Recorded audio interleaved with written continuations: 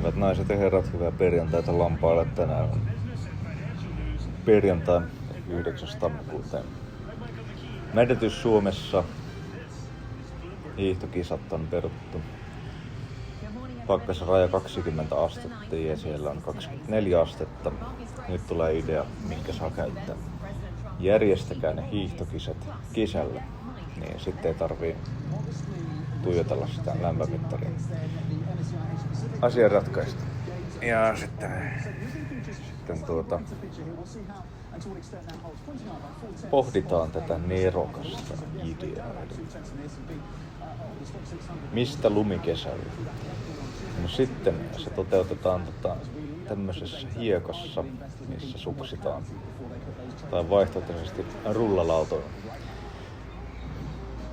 Millä tai siis mitä nämä on näin. Että jalkaan pistetään rullaluistimet ja sitten niillä suksitaan siellä. Että talviurheilun niin sanottu aika on tullut ohi. Kukaan ei halua siellä kärsiä. Ja nämä teidän itse asettamat pakkasrajathan kertoo siitä, että te ette kestä sitä kylmää. Niin jos te kestäisitte sen kylmän, niin te pitäisitte hiihtokisat säästä riippumatta. Eli kuten aikaisemmin on ollut puhe podcastissä, niin massamuutto kesäisin. Mädätys Suomesta, siis kesän loputtua pois ja sitten keväällä takaisin ja sitten pidätte näitä kummallisia hiihtokilpailuja. Ja nyt en jaksa edes kommentoida, millainen määrä korruptiorahaa liikkuu Mädätys Suomen urheilussa. Siellä on valtion rahaa, siellä on seuran rahaa, siellä on ihmisten ties mitä huuhaa juttuja. Eli ratkaisu tähän on se, että siirrytään ainoastaan sponsorin pohjaiseen urheiluun, missä sitten näiden firmojen, mitkä katsovat, että heillä on liian hyvät katteet ja heillä on varaa sitten tukea urheilua, niin heidän logonsa näkyy siellä selkeästi, jolloin sitten henkilöt, jotka ei halua tukea sitä mädätystä, niin ne sitten voi äänestää jaloilla ja lompakolla ja ostaa jostain muualta, missä katteet on sellaisessa mallissa, että tämmöistä urheilusponsorointirahaa ei jää. Eli siinä se toteutuisi mahtavasti se vapaa lompakolla äänestys ja markkinatalous. Että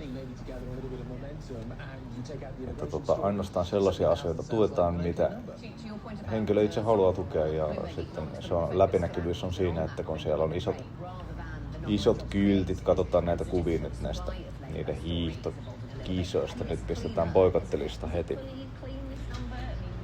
alkuun. Eli tietysti mutkan kautta kaikki, kun nyt katson tätä Iltalehden uutista, niin kaikki mitkä mainostaa Iltalehdellä, niin ne tukee myös epäsuoraan sitten tätä urheilujuttua. Eli tuosta pistetään Bucci, pistetään Baana nettiauto boikottiin.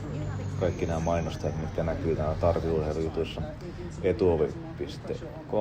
Vuokraovi.com boikottiin. Mutta Etuovi taisi olla... Onko Etuovi sama kuin Vuokraovi?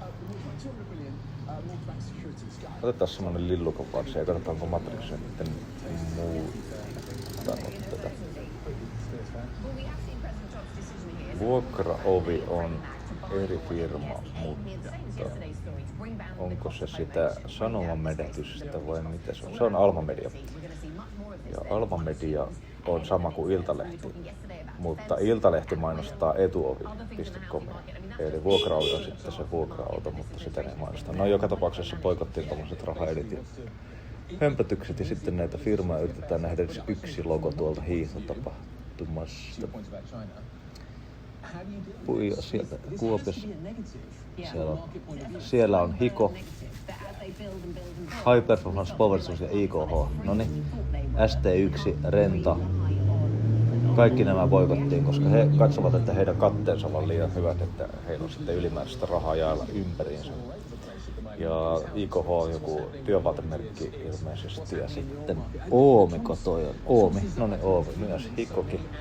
Tämmösiä työkalujuttuja ja semmosia. Siis siellähän on löysää rahaa, että jos on liian hyvät tulot, niin sitten asiakkaiden kannattaa kyllä äänestää ja ottaa sitten joku edullisempi, että eihän tossa ole mitään järkeä, että sitten sieltä laitetaan tämmöisiin kylmää pelkäävien ihmisten kilpailuun sponsorirahaa.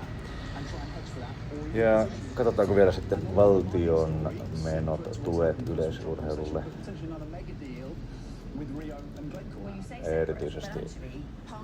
Erityisesti tämän hiihtoon. Että valtiollahan on niin iso savotta tässä toimettomien ja asunnottomien ongelman hoitamisessa, että valtiolla ei pitäisi olla yhtään rahaa tuommoiseen urheilutukeen, koska sitä tarvitaan tärkeysjärjestyksessä siihen, että asuminen ja eläminen ja toimeentulo tulee ensin.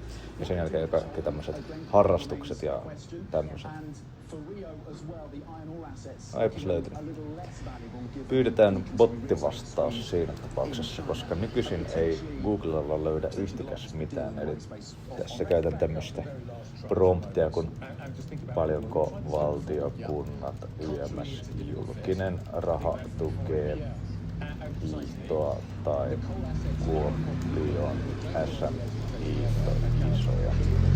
Lähteet näkyviin. Lähteet on tärkeä muuten, saa huuhaa vastauksia. Botti hakee, tässä taustalla on Bloombergin tämmönen rahaelitin seuranta menossa. Että nyt kuulkaa, siellä eletään kiintoisia aikoja, koska nuo resurssien hinnat on kasvussa, niin se tarkoittaa sitä, että siellä on setelipainokoneet laulamassa. Ja tämä muodostaa ongelman kaikille, ketkä ajattelee, että säästäminen kannattaa, koska se ei kannata. Opetus- ja kulttuuriministeriö antaa semmoiset jopa 155 miljoonaa sinne. Erillisiä tapahtumatukia tulee Sports Finlandilta, eli ne on piilotettu jonnekin. Kuopion kaupunki tarjoaa Evet Granteen. Kahti World Cup on jopa joutunut palauttamaan 154 000 euron tuen, koska sitä oli käytetty väärin. Eiköhän kaikkia noita tukia käytetä väärin. Että kyse on ihan sadoista miljoonista, mitä veronmaksajat maksavat. Ja tämä on se syy, minkä takia minä en valitse maksaa Meritys Suomessa veroja, koska se pitäisi se verotus toteuttaa niin, että siellä kun maksetaan ne verot, siellä voi rastittaa, mihin asioihin sitä halutaan käytettävän. Ja sitten kaikki ne, mitä ihmiset eivät halua rahoittaa, niin se ei saisi tukea ja sitten semmoinen rahoitus loppuisi. Eli siitä tulisi hyvin kiintoisa suoran demokratian kokeilu, missä lompakollasi voidaan äänestää, että mihin niitä saa käyttää, niitä rahoja. Suora demokratia. Se on se, mitä demokratian kannattajat pelkää. Että mitä jos ihmiset saa päättää itse rahoja käyttää. Sitä ei rahaeliitti siedä, koska rahaeliitti haluaa ajaa teidät semmoiseen lampaan malliin, missä teille kerrotaan, että mitä te saatte tehdä, monelta heräätte, milloin syötte, milloin menette töihin, minne töihin te menette.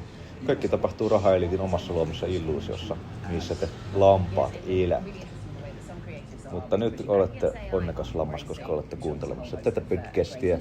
Ja harjoittelun aika alkaa olla päättynyt. Ehkä päätellään tämä podcasti tähän. Lampaille hyvää viikonloppua ja vapaaherrolle hyvää vapauden jatkoa. Liittykää kissalahkoon ja äänestäkää jaloilla, jotta Meritys loppuu ja alkaa se tervehtyminen.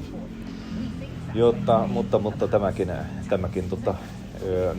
nopea sessio sitten osoitti, että siellä on aivan liikaa resursseja ja varoja. Eli valtion menot minimiin ja kansalaisille vapaus päättää omista jutuista ja tärkeysjärjestys. Siihen voi kiteyttää tämän. Palataan asian taas seuraavassa podcastissa.